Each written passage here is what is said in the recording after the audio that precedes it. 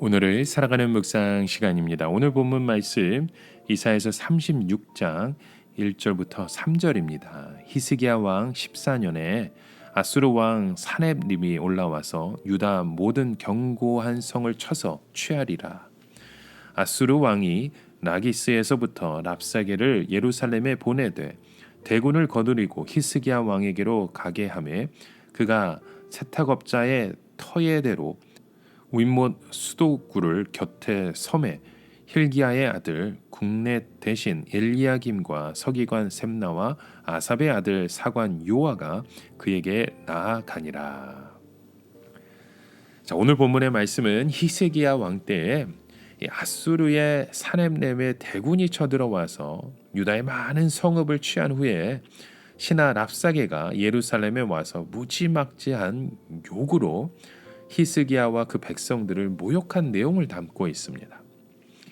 이는 랍사게가 조롱한 말의 일부인데 얼마나 거만하고 대담하고 또 힘이 있는 연설이 있는지 모릅니다. 유다 백성들은 랍사게가 하는 말이 모두 사실이라는 것을 인정하지 않을 수 없었던 거죠.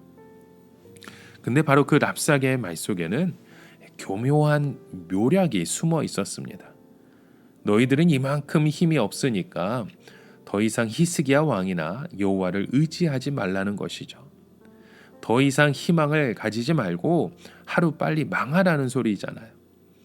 아무런 힘이 없는 유다 백성들이나 히스기야는 그런 랍사게의 무지막지한 욕을 듣고도 꼼짝도 하지 못하는 그런 상황에 있었습니다.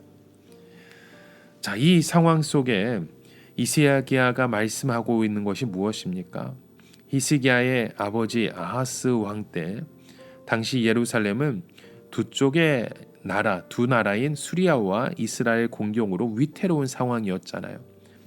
그때 이사야는 아하스에게 두 나라 왕은 타담한 두 부직갱이 나무와 같기 때문에 두려워하지 말고 오직 하나님만 의지하라고 하면서 징표를 구했습니다.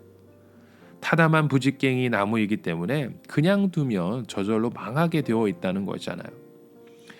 지금 이사야가 아하스를 만난 장소가 바로 아수르 왕의 신하 랍사게가 예루살렘의 대표들을 만나고 있는 장소이기도 했습니다. 아하스는 이미 마음속에 아수르를 끌어들일 생각을 가지고 있었기 때문에 하나님께 징표를 구하는 것을 거부하고 아수르를 끌어들이고 있었던 것이죠. 그 결과 북쪽 수리아와 이스라엘은 아수르에 의하여 망했습니다. 그러나 아수르는 거기서 그치지 않고 유다를 공격하기 시작했죠. 아수르는 일단 수리아와 이스라엘을 멸망시킨 후에 본색을 드러내기 시작합니다.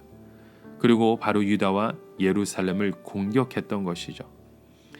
그러니까 유다는 자신들이 도움을 받아줄 줄 알고 아수르를 불렀는데 실제로 아수르는 강도였던 겁니다.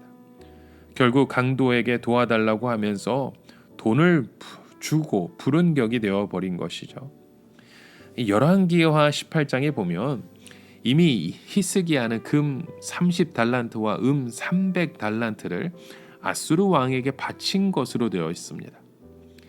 히스기야는 그것을 바치기 위하여 여호와의 전의 문과 자기 왕궁 기둥에 있는 금까지 다 벗겨서 바쳤던 것이죠.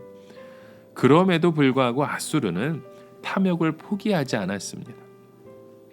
아수르 왕 사네립은 바로 예루살렘을 공격하지 않고 먼저 유다의 여러 견고한 성읍들을 정복해 갔죠. 애굽을 의식했기 때문에 예루살렘은 골짜기 안쪽에 들어와 있었잖아요.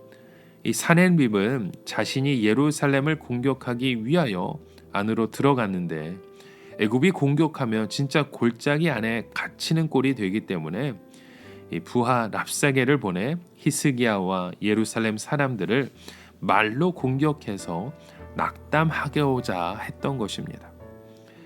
이 놀라운 것은 아하스 때 이사야가 아하스를 만났던 그곳에서 예루살렘 사신들은 사네립의 신하 랍사게를 만나게 되었다는 것입니다. 아버지 아하스가 저지른 잘못을 아들 히스기야가 그대로 떠안게 되었던 것이죠. 지금 히스기야가 상대해야 하는 대상이 누구입니까? 하나님도 두려워하지 않고 약속도 지키지 않고 법도 없는 강한 군대입니다. 히스기야는 아버지 아하스와는 달리 말씀대로 살려고 애를 쓰는 왕이었습니다. 그리고 실제로 많은 우상을 부수고 예루살렘의 종교 개혁을 이루어냈었죠. 그런데 자기 실수도 아니고 아버지의 실수로 그 엄청난 재앙을 떠안게 되었을 때 무슨 생각이 들었겠습니까? 아마 마음속으로는 이것은 내 잘못이 아니야. 순전히 아버지가 잘못해서 끌어들인 것이라고. 아니, 나는 그동안 하나님의 말씀대로 순종하려고 애를 썼다고. 하지만 그 결과가 이거일까? 그런 낙심이 쉽게 들지 않았을까요? 예를 들어 어떤 아들이 정말 신앙이 좋고 하나님의 말씀대로 살려고 하는데 아버지의 그 부채를 몇십만 불을 껴안게 되었다면 아들의 심정이 어떻겠습니까? 그것도 결혼해서 이제는 새 가정을 꾸리자마자 그런 일을 당했다면 얼마나 절망스럽겠습니까? 그런데 히스기야가 상대하는 대상은요, 어떤 큰 부채 정도가 아니라 완전히 미친 악당들이었습니다. 그들은 무슨 수를 써서라도 히스기야와 그 백성들을 멸망시키려는 사람들이었죠. 우리가 알아둬야 할 것이 바로 이것입니다. 마귀를 끌어들이는 것이 그 당시에는 달콤하고 쉽게 어려움을 해결하는 것 같아 보여도 조금 시간이 지나고 난 후에 보면 헤어날 수 없는 늪이 되어 버립니다.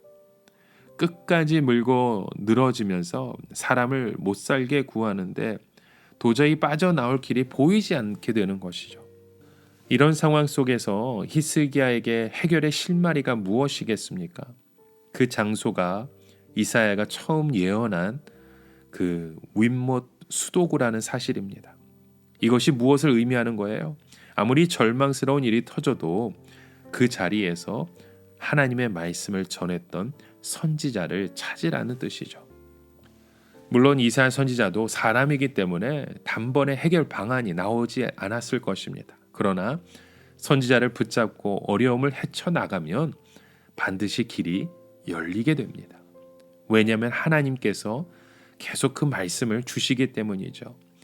히스기야는 바로 이 방법으로 아버지 아하스가 저질러 놓았던 무서운 재앙에서 벗어나게 됩니다. 여러분, 오늘 우리에게 있는 모든 일들, 모든 그 문제들은 하나님의 말씀 앞에 그 답이 있습니다. 처음 말씀을 들었던 그 자리에서 다시 그 재앙이 터지고 있다면 이제는 그 말씀으로 다시 돌아가 살 때 우리의 문제가 해결될 수 있다는 것입니다.